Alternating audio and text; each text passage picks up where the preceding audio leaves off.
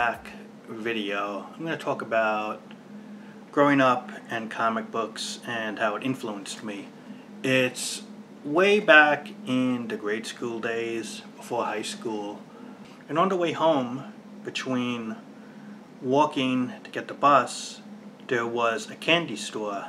You know, like they sell magazines, newspapers, stuff like that. And they had a comic rack, just like the old spinner type, with like the two things there. So it was like that newsstand candy store type of setup. And the comics then were only like, I think 65 cents, 75 cents. And with my allowance, I was able to pay, since you only needed change, maybe like a book or two a week I would stop by. And the reason I bought comics then was either because of the cover or the character. It really wasn't following a book and continuing it. It was just whatever had your interest for whatever reason, or that looked appealing, and you bought it. And so that was something that went on for a bit. But then when I went to high school, there was, on the way home, you get off on the bus, there was the actual first real comic store I went to. And that comic store was called Terry's All-Star, I think, Comics. And there was an owner called Terry, but there was a, I would say the main worker called CJ, who eventually, when Terry left or retired, or maybe just gave up the business, the other guy took over. And it was what you'd call a, I guess a mom or pop type store. One of those stores where if you're just an individual, you can run a comic store. And they also had either like one or two arcade games there. It was just mostly comic books, old comic books, new stuff. And it was just like the old comic racks, if you know what I mean. And like baseball cards and stuff like that. And maybe a few other sports memorabilia. I remember the arcade games they had there were like Street Fighter 2, WrestleFest, Captain America and the Avengers, and some other games. And around that corner was a video store. And the video store had one arcade machine as well, which would switch up with either, I think, the Avengers, might have been a game called Vigilante, TMNT, I think, and stuff like that. So it was good to go to that video store if you wanted to play a game as well.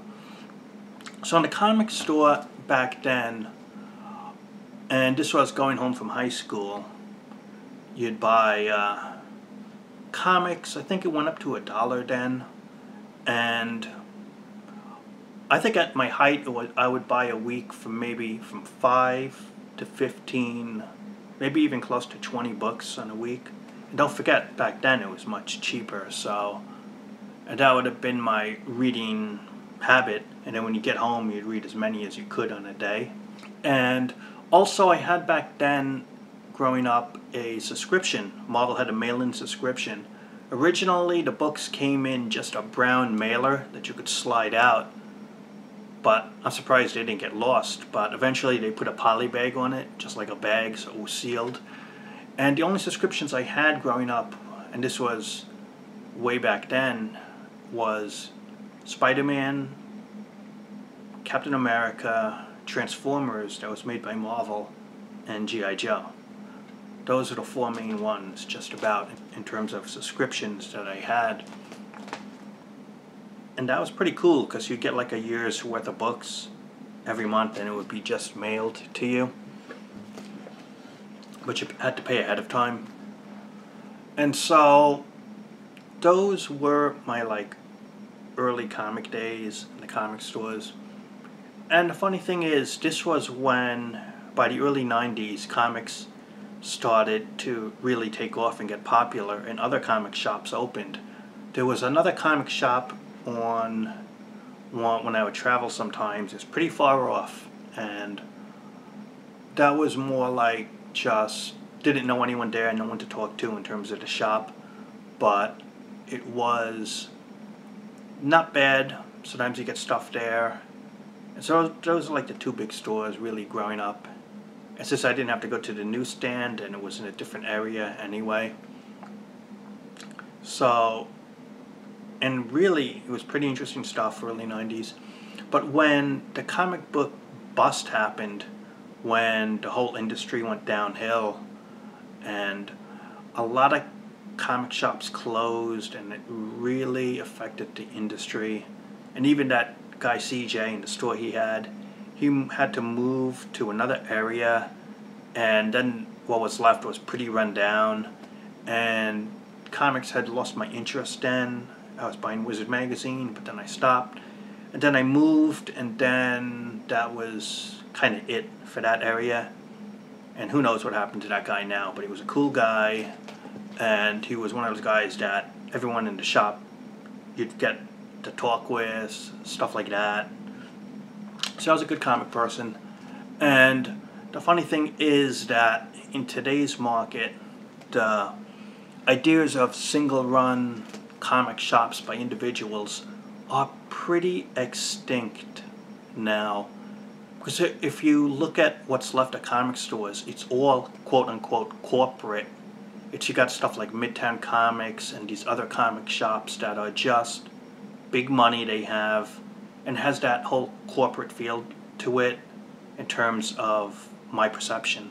It's not a comic shop where it could be just one or two individuals running a place. You know, there's something nice about that concept, and it really doesn't exist anymore.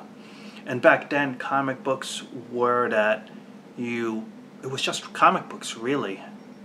Back issues, current comics, and things like that. That's really all it was.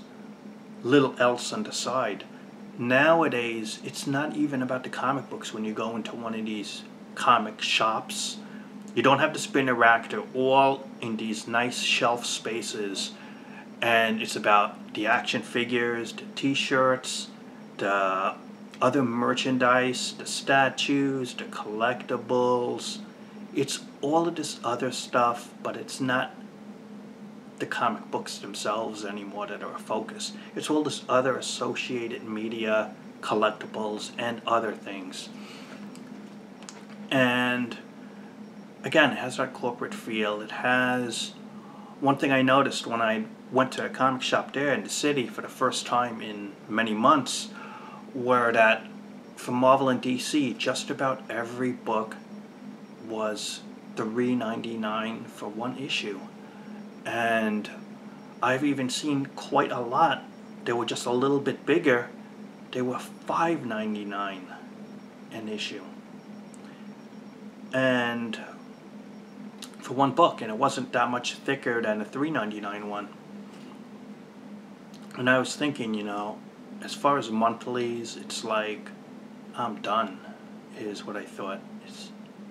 I had bought just the one-issue specials because they had a promotion, $1 specials, and I just wanted to just check the shop out, and they had a lot more collectibles, shirts, and all this other stuff than the last time I'd been there months ago. But the industry is like, it's so much different. It's not too relatable, I guess, to older comic fans anymore. And it's like, I honestly thought, had I been growing up now, when I first got into comic books, I probably wouldn't be a fan. You know, I probably wouldn't be a comic reader or much. I'm not anymore, really, because it's just the trades, the hardcovers, stuff I grew up on. It's not even stuff currently now that interests me. It's very rare that I would buy anything of the current stuff. But, you know, back then, it was affordable. Now at $3.99 for one issue or more, it's like 5 books would be $20. 10 books would be $40, and there's no way I would make or have that much money a week. So, and the money would be used for something else personally. It would just be on other stuff.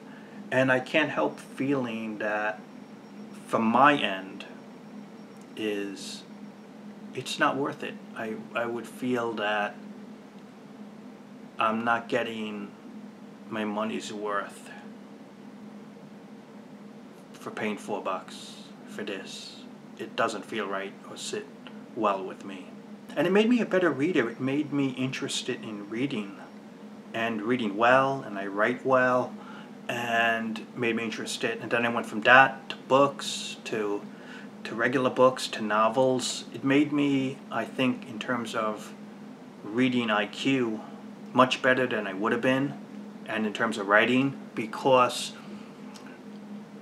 most of the stuff they taught in school back then for me was uninteresting. It was not engaging, it was just boring. And with comic books, not only first did you look at the pictures, you want to know what went on back then. And so the only way to know is to read. And so you'd read it, and if you truly didn't get a word or the context of it, you'd get the old book that was a dictionary to look up a word, and you'd even read the letters page, and you'd read guest column articles, you'd read everything, the advertisements, cover to cover, okay? And, you know, I think that experience will be lost to future generations because there's less readers. And the reason there's less readers is who could afford it? Who supports most of the comic shops you look at? It's adults. It's people who grew up on it are supporting it. It's not really this new generation that they keep talking about. It's not really, okay? At least not in terms of the numbers. And I guess taking this to a conclusion is the reason I guess I stopped reading, or at least again current in terms of the monthly stuff, and not the occasional trade book or the hardcover or the paperback on past material and stuff like that, but in terms of current stuff, is a lot of the current stuff just is too expensive. I see a lot of bad art. Just the art style is unappealing. I wonder how Marvel, the top company of the industry, hired artists who I don't think are professional enough yet to be at that level. The writing has become very, not that good. It's like you'll have a page and maybe 5 to 10 captions, and that's a page of material. That's, you know, less writing. And again, it's price, it's quality, it's reasons of storylines going nowhere. Current stuff, not appealing, bad art, bad writing, high costs. It's all things that, and they wonder why the industry isn't prospering like the 1990s, why it's rare to get 100,000 sales copies sold a month, when back then it was very easy to sell 100,000. Back now it's almost impossible and very rare. It's all of these reasons and more, you know, that lost me as a reader of the monthly stuff. And so that's my thoughts in it. This is a look back video, thoughts about growing up with comics, thoughts about my experiences with it. Let me know what you thought, leave a comment, subscribe, and thanks for watching.